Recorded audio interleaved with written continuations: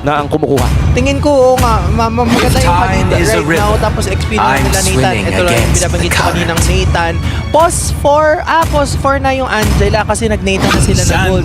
Tapos pwede pa sila kumuha ng Diba? Ayan na, sa wakas. Pero hindi kami masaya kasi magandang pick yan. Oo nga. Bubulong pa na lang. Ano, kaya mo na lang. Sige, mabawi tayo mamaya. Okay, mag-alala. Good drop. Sige, sa inyo na yan. Anong bawi natin? Fanatic Onyx Philippines. Ano kaya si Ken? Sa totoo lang, no, ang linis ng draft dito ng Team Liquid Maganda ID. Magiging non-bias muna ako. Maganda yung draft ng Team Liquid ID. If I'm being honest, may Angeline ka, may early game ka sa Khalid, tapos late game, dalawa yung core mo. Meron ka ring Nathan. Very, very good draft. Pero Pilipinas pa rin. May edit tayo eh. Malakas tayo eh. May Luoyi. By the way, hit or miss yan. Ika nga ng mid laner ng BTK. Ano yan? Kirk, Super Friend Special. Oo, Super Friend Special yan. So most of the time tatama talaga yan. Pero syempre hindi natin yan, ayan na Bruno.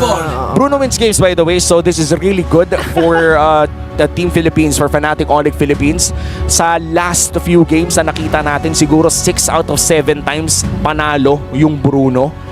Wag naman na natin gawing 6 out of 8. Oo nga. 7 out of 8 gawin natin naman. 7 out of 8. Hindi na nakaisa ang Aurora MLBB kanina, kaya ang bawi ngayon ay nasa bola na ng Fnatic Onyx Philippines. Once again, they will be up against the champions of MPL Indonesia. So ito yung literal the best of the best ng dalawang rehiyon na magtatapat in our final best of 1.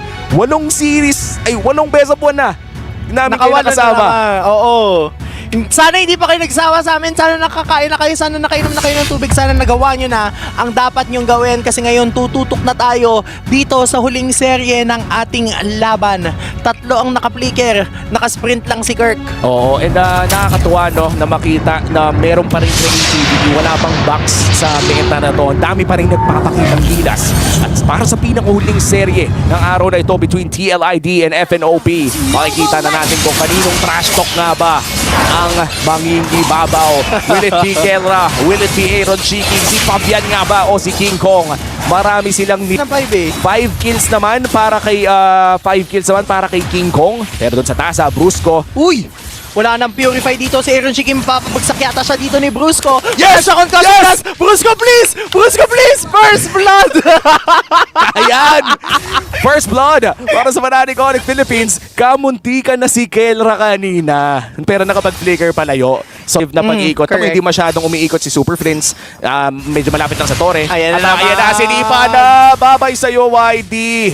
And that's the second kill going to Fnatic Onyx Philippines. Si Kirk lamang ang umaabante dahil may karapatan siya. In fact, lahat ng karapatan ay nasa Hilda. Oo, tapos nandyan na din yung bola nagmumula kay Kelra. Aaron Cheeky! Babagsak ka na naman ba? Nag-entropy in ka pa! Sinaniban na siya doon nitong si Angela pero hindi yata magiging sapat. Tempest of Blades, sinubukan ng 4 blades. Babagsak si Brusco. Okay lang yan. Okay lang. Kalma lang muna tayo. Super Fins with a diversion play. Mukhang hanapin nila si Fabian. Medyo malapit na pero hindi pa rin tatama. Mukhang si Super Fins pa tayo na delikado doon. Overhit si Kirk!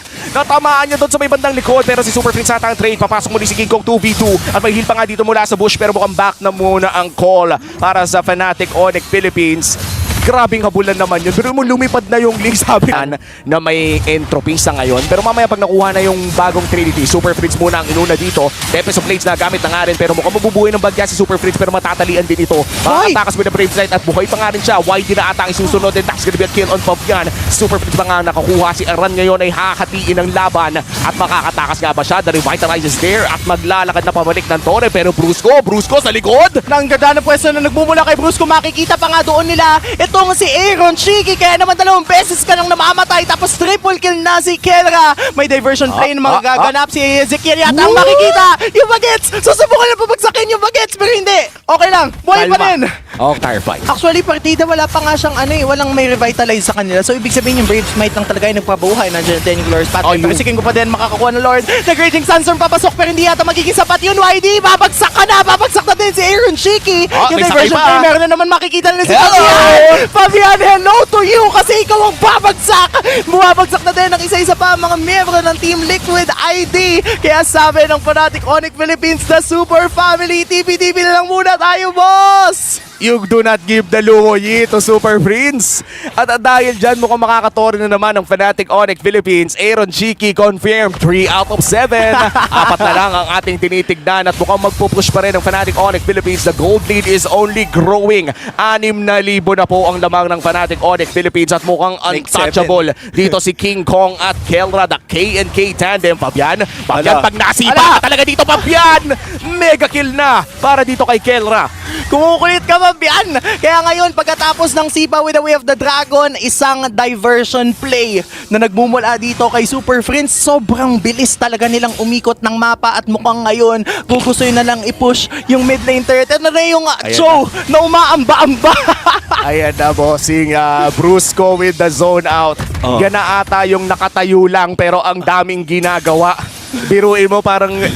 pag nakita mo kasing nakatayo yung Cho doon, may dalawa ka lang naman na choice. Pansinin mo or hindi. Pag pinansin mo, doon na tayo nagkakaroon ng problema. Pag pinansin mo kasi yung Cho na yon, pwede kang plikeran doon ba, tapos bigla kang sisipain pabalik. Wala nang energy eruption, lahat ng mga minion wave, may santo. diversion play na naman na nagmumula Baba. sa likod. Okay. Masyado tayong mainit. Kinamama kayo. 20 seconds pa bago mag-lord. Akala ko naiwan si King Kong. Pero meron naman kasing double dash pala yun. Never kasing mahuhuli yung Suyu unless sure stun. Yep. So ngayon yung purple buff na nakawin na lamang ng Fnatic Onyx Philippines. So far kontrolado natin. In all seriousness, Fnatic Onyx Philippines have made constant plays. Tuloy-tuloy. Yep. Lahat ng mga diversion play nila, most likely ay offensive. Nakakahanap sila ng kill almost every time. Around 90% of the time ay nakakahanap sila ng kills. And Fnatic Onyx Philippines with this 8.5k gold lead, sa tingin ko ay hindi makakalapit ang Team Liquid ID sa Lord Take na to. Medyo magiging mahirap if gugustuhin ng Team Liquid na humarap considering na ito na nga, lumulobo na ng siyam na milang kalamangan dito ng Fnatic Onyx Philippines. And for sure, kung sino man yung haharap dyan, wala nang pag-hesitate on the side of Brusco specifically na ibigyan ng bigyan kasi ganun talaga yung nature nila. Tignan mo, laging tatlong yung magkakasama, yung mid, yung gold, pati yung roamer, and yun talaga yung ideal situation. Kasi kahit sinong makuha nila, kaya na nilang bigyan. Oo nga, and parang pinapakita lang talaga ng Fnatic. Okay 10 minutes in a 10k gold lead. Kampiyon ng Indonesia ang kalaban ng kampiyon ng Pilipinas. This is a champion versus champion matchup. Pero binabata ng Fnatic Onyx Philippines ang Team Liquid IDs. The Lord is being used here in the mid lane. Hindi pa naman ito yung umaamba pero Aaron Cheeky na pa-entropy na. Kinikiliti si Kirk at mukhang mapupush na nga yung bondang top lane. Tapos yung mid naman ang susunod nila, na-clear nila lahat ng mga inhibitor turrets. Ngayon, si Brusco masisipa pa dito. Itong si Aran, hindi yata magiging sapat ang damage output na meron sila. Si Kirk, kinikiliti lang talaga. Dalawang membro na ng Team Liquid ID ang nawawala. Kaya Pilipinas, kahit nasan ka mang parte ng mundo, pupwede ka na yatang mag-ingay. Kasi Fnatic Onyx Philippines will win against the Indonesian champs. 11-minute victory para sa Fnatic Onyx Philippines. Ang kampiyon ng Indonesia ay tinawanan ng ni Brusco. At tatandaan natin, 4 na deaths lang ang nakuha ni Aaron Cheeky. Yung 3, next time nyo na makikita yun. Reserva na natin. Seryoso. Pero masaya din naman. Masaya. Kasi hindi pa naman tapos. By the way, friendly rivalry po yun. Alam natin, inaalaska natin ng konti.